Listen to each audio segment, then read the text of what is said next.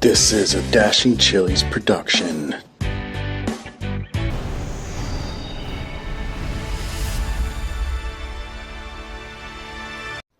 Okay guys, welcome to another Dashing Chili's production. We've been gone for a long time, but guess what? We're back. Today we're going to be talking about the whole Dead or Alive 6 last round situation, because as a fan of the series, I was really excited about this game. It shows that Koei Tecmo didn't just delete the game, and because of how bad the original Dead or Alive 6 release was and how unremarkable the fans reacted to it. It's gotten a lot better now since there was no other Dead or Alive games, so people were just playing their vanilla 6. But this was supposed to be a brand new game. Last round was supposed to be something that bring this series back and made the fans care again. So having actually played the game, this is exactly the same game. There's little to no difference, except, guys, get this, the new life bar colors. Oh boy, man, those new life bar colors, like one side is blue and the other side is red. It's great stuff. All jokes aside, let me start by saying Dead or Alive 6 is a good game, and I'd recommend it to anyone who's never played or owned the original one. So last round is a great entry point for the series if you've never played anything, and the Core Fighters version is free, so you can just hop on and give it a try. But as a longtime fan, this series this is a money grab. I'm just going to be open. It's a money grab as it is right now. It's ultimately going to be a hard sell for most players who already own Dead or Alive 6, especially when they announced that all the new stuff, like all the updates and everything, is coming way after the fact of the game being released. I think the first character, Minato, is supposed to be coming in the summer, and that can be either July through September. So that'll be the first time we get a full update or anything like that. There are minor changes, and I do mean minor changes to Vanilla DO6. Like one of the ones that changed, which I think is a little bit better for some people, which be the costumes. They seem less obnoxious to unlock this time around, which is good, because in the original DOA6 it was a mess. Outside of Kula and Mai, which you have to pay for again, which I don't agree with, but I also understand that contracts and stuff run out, so they would have to renew it.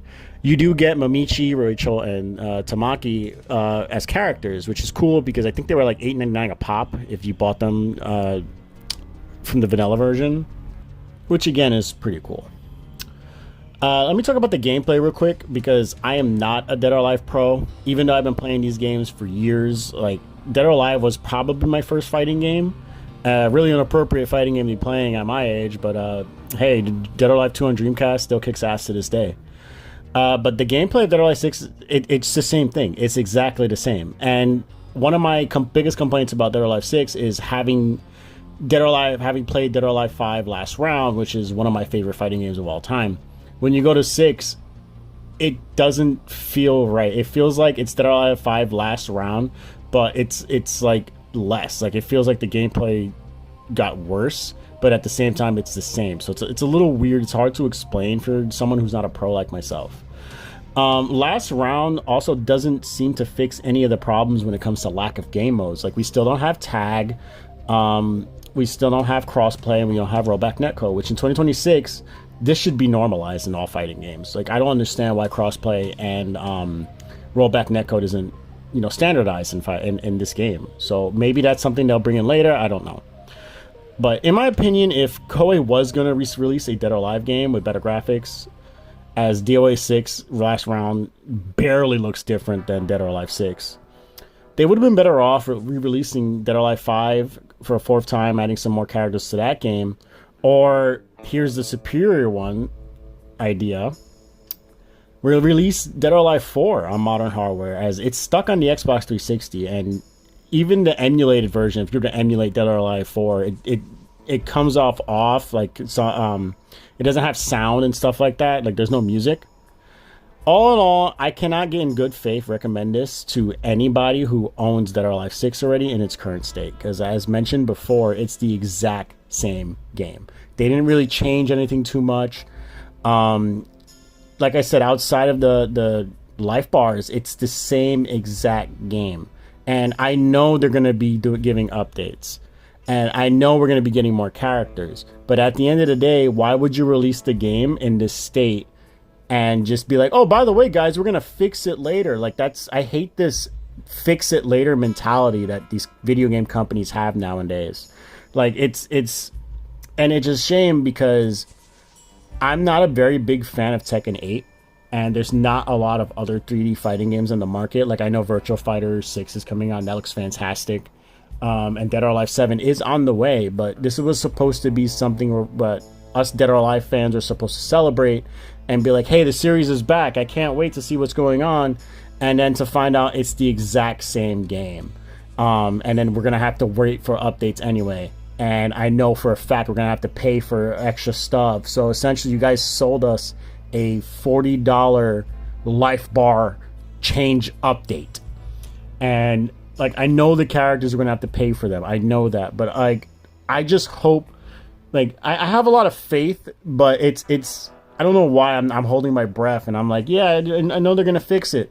When companies keep doing this stuff to people, and it's like, it's the exact same game, man. So, like, overall, if you want to wait for a sale, or you want to wait for the character to drop, which her name is Minato, I'd suggest waiting if you are interested in last round, or just play the Core Fighters edition. But if you already own Dead or Alive 6, at this time, just don't even upgrade. Don't buy Dead or Alive 6 last round. Take this from somebody who loves the series, from somebody who is going to buy the game regardless. Do not spend your money on it if you already own Dead or Alive 6. And like I've mentioned before, it's a shame because I've been playing Virtua Fighter 5 literally for years. Almost 20 years to be exact, and Virtua Fighter 5 on each release has changed the game every single time. Dead or Alive 5, for example, Dead or Alive 5 has changed the game every single time. So, like, we had Dead or Alive 5, we had Dead or Alive 5 Ultimate, and then we had Dead or Alive 5 Last Round, and each one had different changes. This is the first time where it's like Dead or Alive 6 Last Round, and it's the exact same game. Like, I don't want to say I'm hurt, but I'm more disappointed that they released the game in this state. If you guys knew you were going to release more content, you should have just released the game with more content. But yeah, I did want to give you guys this little quick update on Dead or Alive 6 because I do love the game. I love the franchise. It's one of my favorite fighting game franchises growing up, and it still like has a piece of my heart in 2026. So here's hoping Dead or Alive 7 delivers, and here's hoping that in a couple of months we're gonna be, hey, maybe I changed my mind about Dead or Alive 6. You never know. But I appreciate you guys clicking on this video. Like, comment, and subscribe. We are going to be trying to release more content going forward. Maybe I'll finally get to that Tekken 8 review. You never know. But alright guys, thank you for checking in, and I appreciate it. That was absolutely awful.